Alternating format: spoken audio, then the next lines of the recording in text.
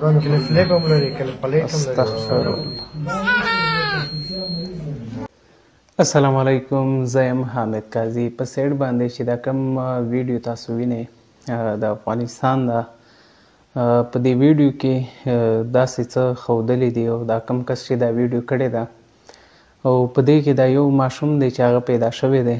خلک وایي چې مثال دا د افغانستان کې پیدا شوی دی او ډیره زیاته افسوسناکه ویډیو ده. الله تعالی دې موږ تاسو ټول د داسې قسمې مسلې نه وساتي او الله دې موږ تاسو ټول په خپل خیر و امان کې وساتي. راځئ پیله د ویډیو سیډ له ځو ویډیو ګورو، بیا پرې وروسته خبرې کوو. نو خو مور یې میکروب خو نه لري د وینې.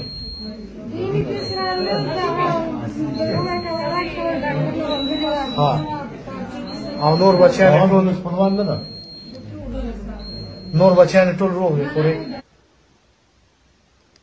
استغفر الله. دا اوس تاسو کتلی شئ د ده چې کومې دي سترګې نشته او په ویډیو کې چې کوم ښکاري په هغې کې د مثال چې کومې خولې دي هغه دوه دي.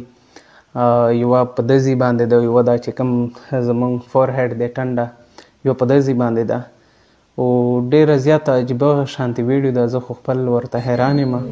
دا په خپل وخت شوی دی استاده. دا څه په دغه اړه کېږي؟ دا کس پته ځینې کوي چې مثال دا ماشوم چې کوم دی دا په خپل وخت باندې شوی دی او که نه د وخت نه مخته شوی دی.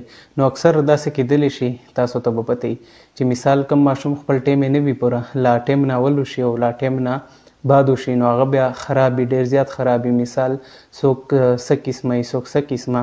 نو دا کس جواب یې ورکوي، ورته وایي نه په خپل ټیم باندې شوی دی.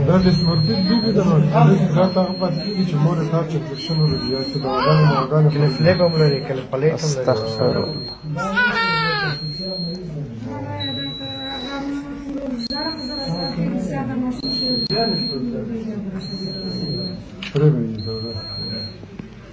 ها که دلته موږ سره بستر کوئ خو بیا موږ مجبور تاسو اویل هم خلاص کړئ. خپل لاره نشته. ښه ویډیو تاسو وکتله. ډېره زیاته افسوسناکه ویډیو ده او ډېره زیاته عجیبه شانتي ویډیو ده. په دې ویډیو باندې ما کمنټ کتل او خلکو ډېر زیات کمنټونه په کړي وو چې مثال دا چې کوم دغه سرت بدکار دی دغه سره دا کار شوی دی. نو حقیقت یو الله ته پته ده چې مثال دا څنګه شوی دی او دا د څه د وجې نه داسې شوی دی. نو الله تعالی دې موږ تاسو ټول ځینې وساتي د داسې شانتې حادثې نه. او دا ویډیو مخته دوستانو سره ضرور شیر کړئ او تاسو خپل رایه کمنټ کې ضرور راکړئ. بلې ویډیو کې به ملاویږو. والسلام.